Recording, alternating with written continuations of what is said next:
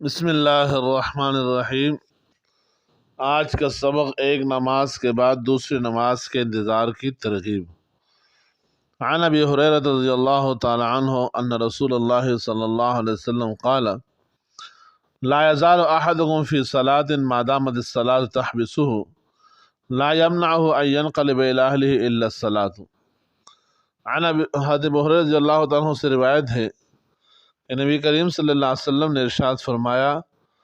تم میں سے جب تک کوئی نماز کی وجہ سے رکا ہوا ہے اس وقت تک وہ مسلسل نماز ہی میں ہے، اسے گھر جانے سے نماز کے علاوہ کوئی چیز نہیں رک رہی۔ یہ بخاری اور مسلم کی روایت میں ہے۔ بخاری شریف کی ایک دوسری روایت میں ہے کہ تم میں سے جو کوئی نماز کی وجہ سے رکا ہوا ہے تو وہ نماز ہی میں ہے اور فرشتے اس کے لیے دعا کرتے رہتے ہیں،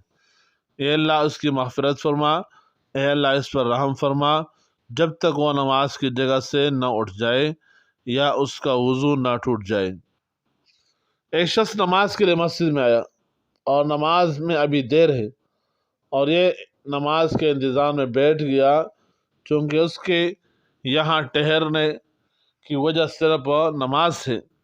اس لیے اس کے انتظار کا اجر بھی وہی ہے جو نماز پڑھنے کا ہے۔ اسی طرح ایک شخص نماز پڑھ چکا اور دوسری نماز کے انتظار میں بیٹھا ہوا ہے تو ان دو نمازوں کا پورا وقفہ اجر و ثواب میں نماز ہی کے برابر ہے۔ اگر ایک نماز کے بعد اپنے کام میں مشغول بھی ہو گیا اور دل میں نماز کا خیال لگا رہا تب بھی یہ نماز کے انتظار ہی میں شمار ہوگا۔ انس رضی اللہ تعالیٰ عنہ سے روایت ہے، نبی کریم صلی اللہ علیہ وسلم نے ایک رات عشاء کی نماز رات کے ایک حصے تک مؤخر فرمائی، پھر نماز کے بعد نمازیوں کی طرف چہرہ مبارک کر کے ارشاد فرمایا، لوگوں نے نماز پڑھی اور سو گئے اور تم جب تک نماز کا انتظار کرتے رہے نماز میں رہے، یعنی نماز کا ثواب ملتا رہا۔ انس رضی اللہ تعالیٰ عنہ فرماتے ہیں کہ آیت تتجافی جنوبہم عن المضاجع، اس کا ترجمہ کہ ان کے پہلو خوابگاہوں سے علیحدہ رہتے ہیں، اس نماز کے انتظار کے بارے میں اتری جس کو عتمہ یعنی عشاء کی نماز کہا جاتا ہے۔ مطلب ہے کہ یہ آیت تو انہی لوگوں کے بارے میں اتری جو عشاء کی نماز کا انتظار باوجود نیند کے غلبے کی کرتے رہتے ہیں اور سونے کے لیے اپنے بستر پر اس وقت تک نہیں جاتے جب تک کہ عشاء کی نماز نہ پڑھ لیں۔ حضرت عبداللہ ابن عمر رضی اللہ عنہ سے روایت ہے کہ ہم نے نبی کریم صلی اللہ علیہ وسلم کے پیچھے مغرب کی نماز ادا کی۔ نماز کے بعد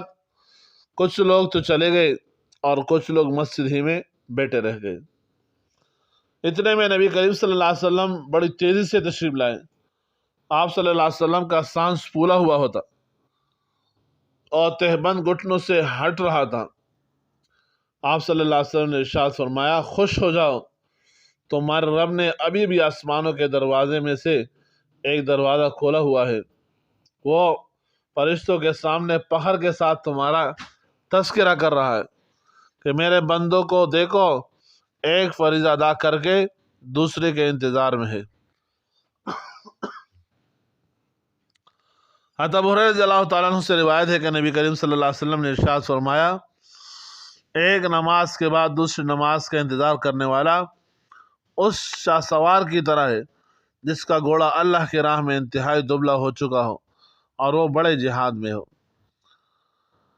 داؤد بن صالح کہتے ہیں کہ مجھ سے ابو سلمہ نے فرمایا، اے بھتیجے جانتے ہو کہ یہ آیت وَاصْبِرُوا وَصَابِرُوا وَرَابِطُوا اس کا ترجمہ ہے کہ خود صبر کرو، مقابلہ میں مضبوط رہو اور لگے رہو، کس کے بارے میں اتری؟ میں نے عرض کیا، میں نہیں جانتا۔ انہوں نے فرمایا کہ میں نے حضرت ابو ہریرہ رضی اللہ تعالیٰ عنہ سے یہ ارشاد فرماتے سنا ہے کہ نبی کریم صلی اللہ علیہ وسلم کے زمانے میں کوئی غزوہ ایسا نہیں ہوا جس میں رباط یعنی سرحد کی حفاظت ہوئی ہو، لیکن اس سے مراد ایک نماز کے بعد دوسری نماز کا انتظار کرنا ہے۔ اللہ تعالی ہم سب کو حضور صلی اللہ علیہ وسلم کی سچی محبت عطا فرمائے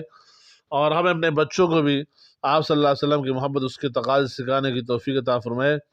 ہم نے آج احادیث مبارکہ سے جو دین کا علم حاصل کیا اس کو صحیح انداز میں دوسروں تک اور خاص طور اپنے گھروں میں پہنچانے کی توفیق عطا فرمائے۔ اللہم صلی علی محمد وعلی آل محمد وبارک وسلم علیہ۔